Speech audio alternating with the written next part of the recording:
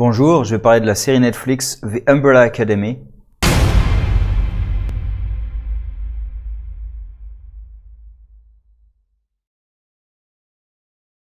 Umbrella Academy est donc une série adaptée d'un comic que je ne connaissais pas, qui à l'heure actuelle a 3 arcs. Donc c'est apparemment la série, j'ai lu un peu en diagonale les comics après la série. Apparemment, elle adapte un mélange des 2 premiers arcs qui sont Apocalypse Suite, Dallas, et il y a un 3e arc qui est sorti récemment, Hotel Oblivion. Donc, que raconte cette série sans trop spoiler? Un certain jour, il y a une quarantaine d'enfants qui sont nés partout sur la planète de façon très étrange puisque le matin même du jour de leur naissance, leur mère n'était pas enceinte. Donc en l'espace de quelques instants, comme on le voit au tout début, des femmes, une quarantaine de femmes sur la planète, tombent enceintes et accouchent dans la foulée de gamins. Et il y a un milliardaire qui décide de recueillir ses enfants. Il réussit à en récupérer 7 avec lesquels il forme une équipe de super-héros, The Umbrella Academy. Et on va suivre en fait ces gamins dans le présent, après la mort de leur père, du coup, ce milliardaire là, qui est père, c'est loin d'être le meilleur père de l'année, on va le dire comme ça. On va dire qu'il est assez sec. Notamment, il a appelé ses enfants par des numéros. Et il leur a créé une mère robotique, et apparemment c'est par sa mère qu'ils ont eu des noms. Sinon, c'était que des numéros. Voilà, donc c'est pas le père le plus sympathique du monde. Et on les suit donc après le décès de leur père, où ils vont tous se retrouver, puisqu'ils ont tous des parcours un peu différents, et justement leur enfance, leur période de super-héros et leur façon d'être élevés par leur père les a plus ou moins perturbés tous. Et alors il y en a un qui est mort entre-temps, c'est le numéro 6 de mémoire, c'est Ben. Et il y en a un qui a disparu, c'est le numéro 5, qui n'a pas d'autre nom que Five.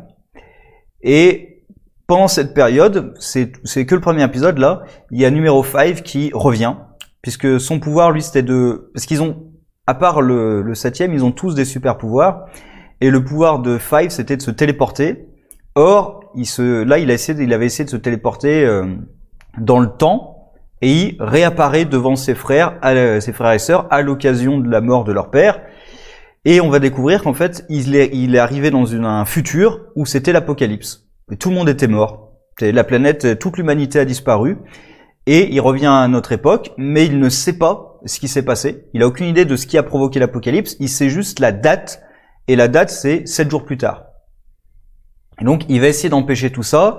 Mais comme il va le voir très vite, il peut pas trop faire confiance à sa famille, qui est quand même assez défectueuse, on peut dire ça comme ça. Et il y a aussi une équipe d'assassins, Hazel et Chacha, qui sont envoyés apparemment pour le tuer.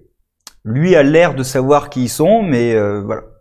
Je vais pas spoiler exactement tout ce qui se passe. Bref, la série me tentait pas trop au départ à cause du titre, en fait, tout bêtement, Academy. J'avais peur que ce soit une espèce d'école de super-héros aussi, un truc comme ça.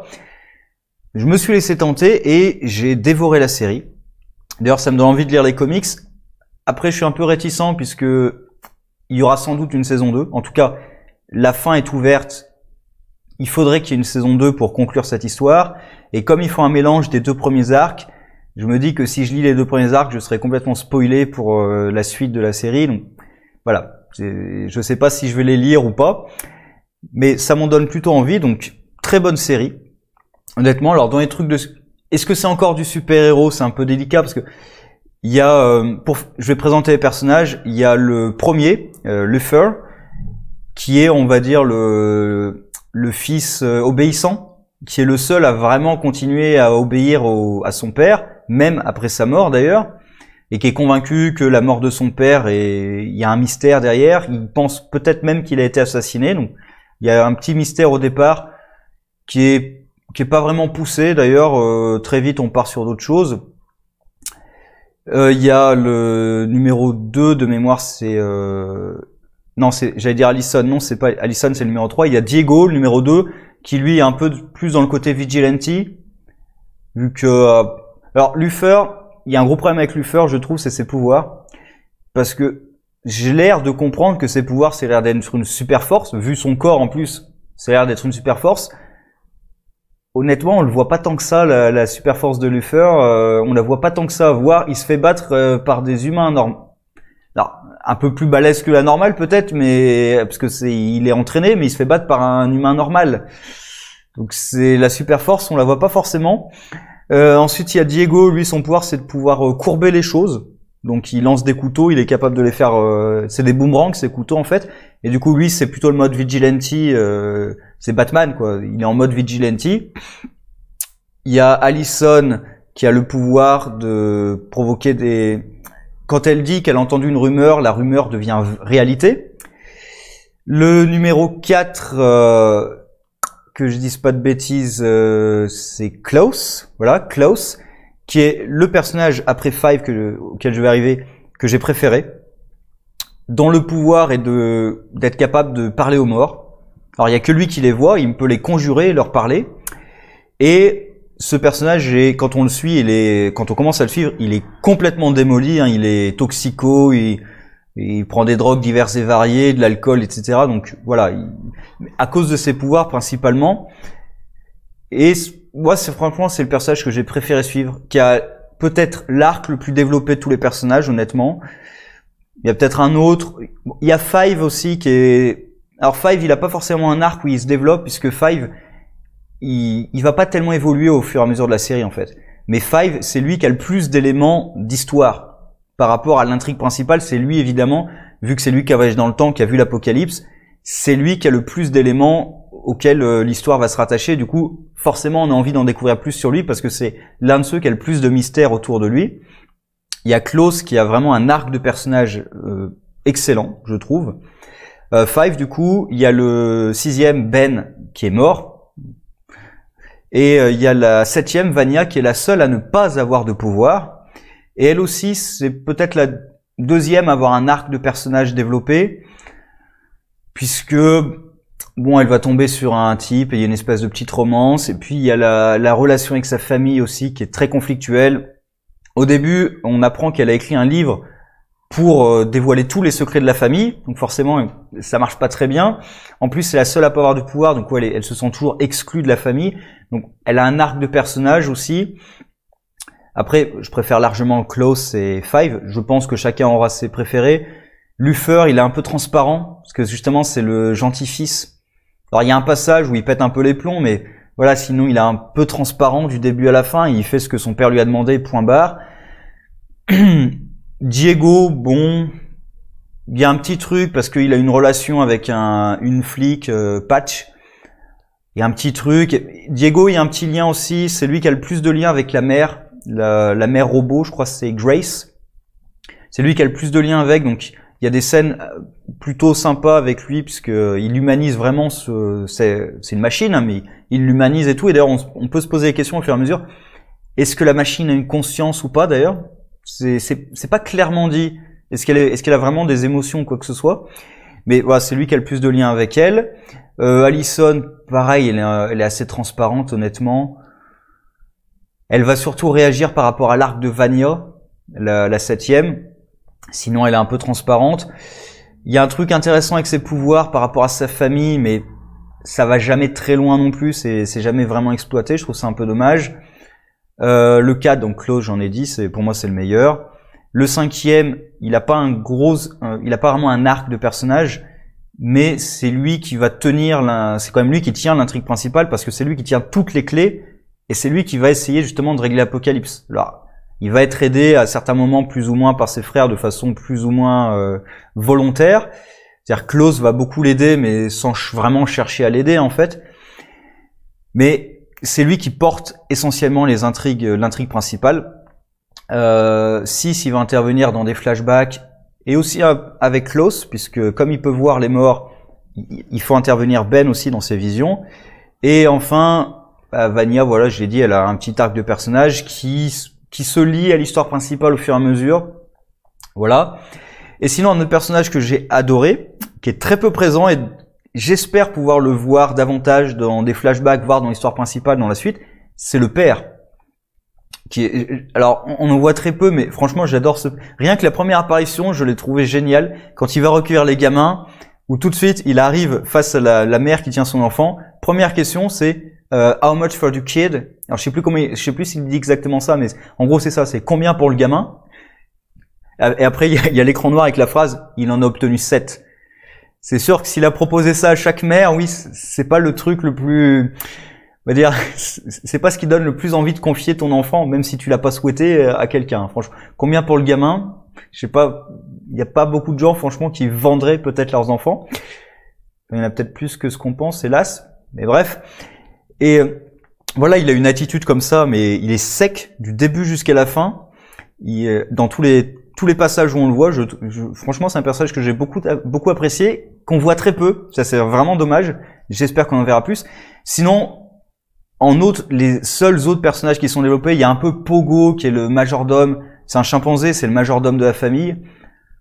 Voilà, il est pas très développé, hein, c'est le majordome de la famille, point barre. La mère, elle sert surtout en lien avec Diego et elle cache quelques petites choses avec Pogo, mais sinon, voilà, c'est une machine. On se pose la question, est-ce qu'elle a une personnalité ou pas, mais la question est ouverte. Les deux seuls autres personnages qui sont développés, ça va être Hazel et Chacha, qui sont les assassins qui apparemment pourchassent Five. Alors, on va apprendre plus ou moins pourquoi au fur et à mesure. Alors, on se doute de certaines choses, mais voilà. Et d'ailleurs, c'est aussi pour ça que ça crée du mystère autour de Five, qu'on va résoudre au fur et à mesure, et qui forment un couple donc d'assassins. Alors, ils sont pas en couple, mais ils forment un couple d'assassins qui est plutôt agréable à suivre, parce que avec Five, de façon générale, il y a un côté un peu surréaliste à toute la série. Il y a Klaus, par exemple, qui lui est souvent drogué, donc forcément il est un peu au-dessus de tout ça, donc ça crée encore plus de surréaliste. Hazel et Chacha qui torturent et tuent en parlant d'autre chose, donc vraiment c'est vraiment un côté, ils sont complètement détachés de ce qui se passe. Five aussi qui est un peu détaché de la situation, parce que lui de toute façon il y a que l'apocalypse qui compte. Ça crée une ambiance assez surréaliste, tout ça, plutôt sympathique, et du coup les deux assassins qui ont une très bonne dynamique entre eux. On apprécie de les suivre. En plus, alors pas tellement de Chacha, mais Hazel, si je dis pas de bêtises, hein, il me semble Hazel c'est l'homme, a un arc développé aussi. Alors il aurait peut-être pu être encore plus développé, mais il a un arc assez développé aussi. Donc voilà, une équipe d'assassins agréable à suivre. Donc globalement très bonne série. Je peux pas trop parler de l'intrigue sans dévoiler tout ce qui va se passer. Après, comme j'ai dit, il y a des personnages qui sont beaucoup plus développés que d'autres. Je pense que chacun aura ses petits préférés. Moi, ça serait Klaus et Five, forcément. Hazel et Chacha aussi, qui sont très agréables à suivre, qui occupent une bonne partie quand même du temps. Hein. Ils sont assez équilibrés avec les frères, hein, quand même. Après, évidemment, chaque frère et sœur ont pas forcément le même temps, parce que, comme je dis, Klaus est très développé. Il y a quelques éléments sur Luther et Allison, mais ça reste, ça reste assez faible. Diego, il y a rien. Enfin, il a un truc avec Patch, mais sinon, en tant que personnage, en fait, il a rien. Son lien avec Mom, avec Grace, du coup, la mère. Et voilà, le personnage va pas évoluer. Luther, il évolue un petit peu. Allison, non. Et Five non plus, d'ailleurs. Je vais peut-être faire un peu de spoil, du coup. Alors, déjà, dès le départ, franchement, à la fin du premier épisode, j'ai compris d'où allait venir l'apocalypse. C'est donc Vanya qui... c'est évident en fait que c'est elle qui va provoquer l'apocalypse. Alors, on ne sait pas pourquoi au départ, mais moi j'ai trouvé que c'était évident puisque c'est la seule à pas avoir de pouvoir. En plus, dès que je l'ai vu prendre des médicaments, je me suis dit, voilà, c'est des médicaments pour bloquer ses pouvoirs. Quand on voit le flashback où son père lui dit qu'elle est ordinaire, évidemment que c'est pour lui cacher qu'il y a des pouvoirs. Ça fait un peu le truc... c'est un peu le Phénix là dans les X-Men, quoi. On bloque sa personnalité, on lui fait croire que non, qu'elle a pas des pouvoirs comme ça. Bah, c'était assez évident. Après, l'arc de Vanya est plutôt convaincant sur pourquoi est-ce qu'elle est devenue comme ça. Après, elle est pas forcément, c'est pas le personnage qu'on prend forcément le plus de plaisir à suivre parce qu'elle subit beaucoup. C'est vraiment parce que son arc, en fait, vraiment tout son arc, c'est qu'elle est manipulée du début jusqu'à la fin. C'est le personnage. Psychologiquement, c'est le personnage le plus faible de toute la famille. Il y a Klaus qui est drogué et tout, mais il fait ça parce qu'il veut oublier ses visions. Mais le personnage psychologiquement le plus faible, c'est Vanya. et qui va se laisser embobiner. Du coup, pareil, on comprend assez vite que le type est pas très net. Hein. Alors pas tout de suite, mais quand même assez vite, on comprend qu'il est pas net du tout. Et donc, il va pousser Vanya à utiliser ses pouvoirs parce qu'il a accès au journal du père qui savait qu'elle avait des pouvoirs. D'ailleurs, il y a un truc sur le père. C'est pour ça que je pense dans la saison 2, on en apprendra plus. Parce que tout ce qui l'Apocalypse, on voit que c'est lié à Vanya. Or, c'est lui qui a bloqué les pouvoirs de Vanya parce qu'elle était trop puissante. Que c'est lié à la Lune, puisqu'elle a fait exploser la Lune. Et c'est lui qui avait envoyé Lucifer sur la Lune. Donc, on a quand même l'impression qu'il était au courant de tout ça. Pareil, il a dit aux gamins qu'ils allaient devoir arrêter l'apocalypse, et c'est lui qui a recueilli les gamins pour sauver le monde. Donc, on a vraiment l'impression qu'il est au courant de tout ça depuis le début. La question, ça va être, comment est-ce qu'il sait tout ça? Et je pense, comme à la fin, ils remontent dans le temps tous, ben, j'imagine quand même qu'ils vont retomber sur leur père. S'il y a une saison 2, j'espère qu'il y a une saison 2, et qu'ils vont découvrir davantage grâce à leur père.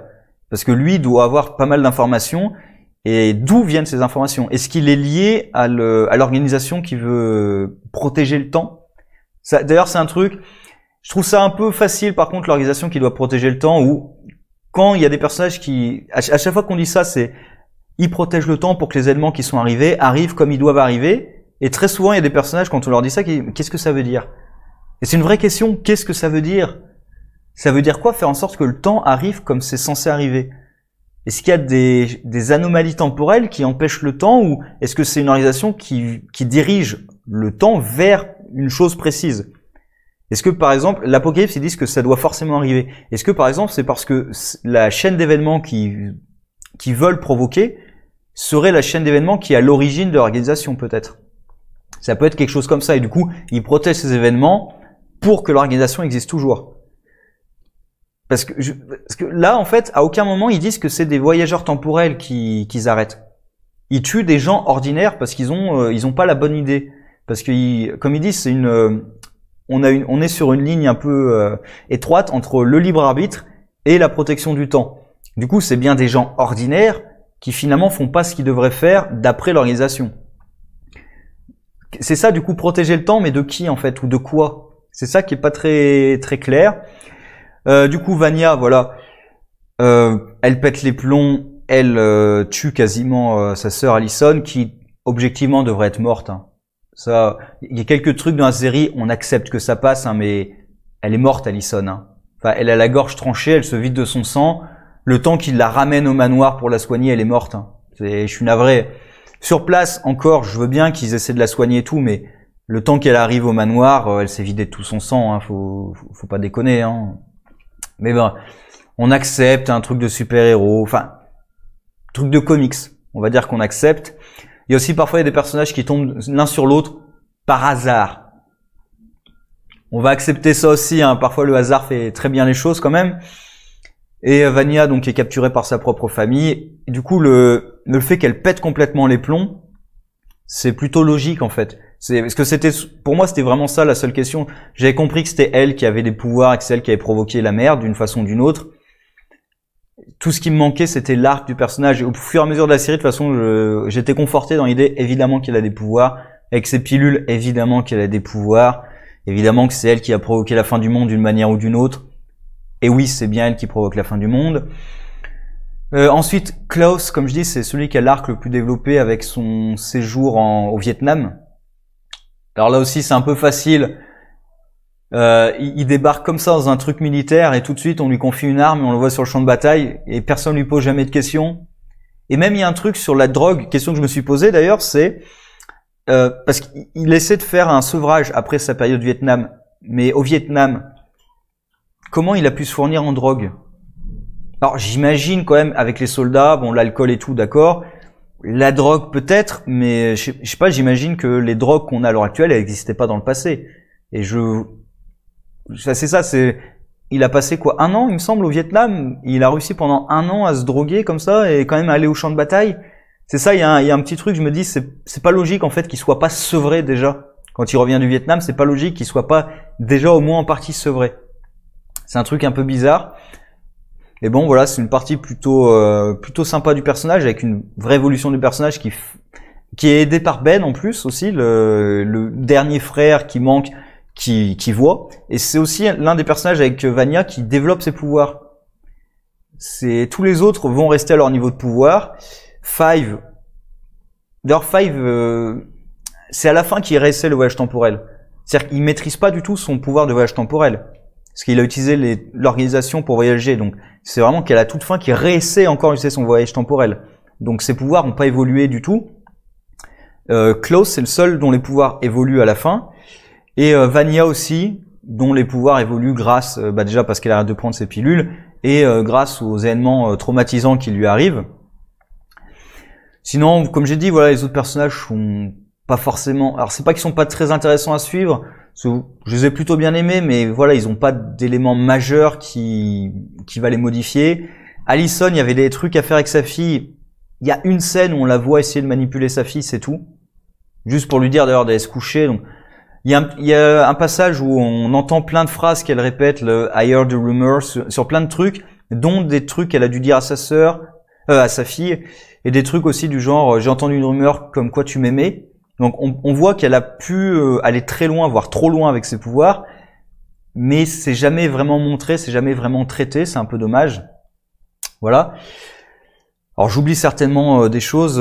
Hazel, qui est la relation avec Chacha qui évolue à la fin, c'est marrant parce que Chacha prend la décision de ne pas tuer Hazel quand j'ai l'impression, elle croit qu'il lui fait une déclaration. Et après, elle pique sa crise de jalousie quand il se rend compte que Hazel sort avec celle qui s'occupe du truc de Donut, là, j'ai perdu son nom, et qui adore les oiseaux. D'ailleurs, la petite romance entre eux deux, c'était mignon. J'aime bien les personnages, mais même elle d'ailleurs à la fin, ils sont surréalistes, vraiment. C'est les événements qui arrivent, le fait qu'ils me tuent de partout, qu'ils torturent. Ils sont vraiment au-dessus de ça, quoi. C'est complètement surréaliste. En même temps, voilà, c'est voyageurs temporels, donc ça les touche peut-être moins. Il y a Five aussi. Five et Hazel qui parlent tranquillement business, alors qu'ils parlent d'assassinat par exemple, ou d'apocalypse. Et ils en parlent tranquillement, oui, c'est business as usual. Voilà, je pense que j'ai dit à peu près tout ce que j'avais à dire sur la série. Moi, j'ai passé un très bon moment devant les épisodes. J'attends une saison 2. Je sais pas si je vais lire les comics ou pas. Parce que dans ce que j'ai lu, il y a quand même quelques différences, hein. J'ai lu en diagonale. J'ai vu qu'à la fin, par exemple, ils mettent une balle dans la tête de Vanya, alors que là, c'est Allison qui tire à côté de son oreille. Donc le son, on va dire, perturbe ses pouvoirs. Alors que non, dans le comics, ils lui mettent une balle dans la tête, mais apparemment, il la soigne après. Donc voilà, on va dire, ça passe. Hein, ça évite juste d'en lui mettre une balle dans la tête et d'avoir justifié que parce que à bout portant. C'est le truc, c'est dans un comic, on peut dire, tiens, on lui a mis une balle dans la tête, mais les neurochirurgiens sont tellement compétents qu'on lui a enlevé. Parce que j'ai l'impression que c'est ce qui se passe. J'ai lu en diagonale, mais j'ai l'impression que c'est ce qui se passe. Dans une série, tout de suite, on se dirait non quand même. Parce qu'à bout portant, la balle, elle reste pas dans la tête. Hein. La tête, elle éclate. Hein. Enfin, alors, elle éclate peut-être pas, mais à bout portant, vraiment, il en reste pas grand-chose hein, du cerveau. Donc, ça passerait pas forcément. Il y a des choses, forcément, on est obligé d'adapter. Pareil, j'ai vu le corps de Luthor dans les comics, on a vraiment l'impression qu'on a mis sa tête sur un corps de singe. Alors que là, non. Mais même ça, le fait qu'il y ait, ah mon Dieu, je suis monstrueux parce que j'ai du singe en moi, ça va pas très loin non plus. Hein. Ça pourrait être exploité, mais il y a période où Luthor pète un petit peu un câble. Voilà, c'est plutôt sympathique, mais ça va pas très loin non plus. D'ailleurs, c'est là où Klaus voit Dieu. On a l'impression, tel que c'est présenté, on a l'impression que c'est Dieu. Et il voit son père, et là c'est un truc aussi qui est un peu dérangeant, c'est que son père s'apprête à lui dire quelque chose, et après tu dis, mais Klaus, maintenant que t'es sobre, tu peux reconvoquer les morts comme tu veux. Même au moment il parle, je crois que c'est à Five qui raconte ce que son père lui a dit, pourquoi tu le convoques pas? Il s'apprête à dire à Five, ah oui, non, il m'a dit quelque chose de très important, mais qu'il a pas pu finir. Bah convoque-le. Tu peux le convoquer maintenant comme tu veux, bah vas-y.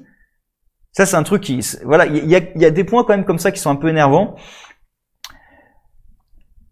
Mais bon, globalement, voilà, pour moi c'était une très bonne série. J'espère qu'il y aura une saison 2.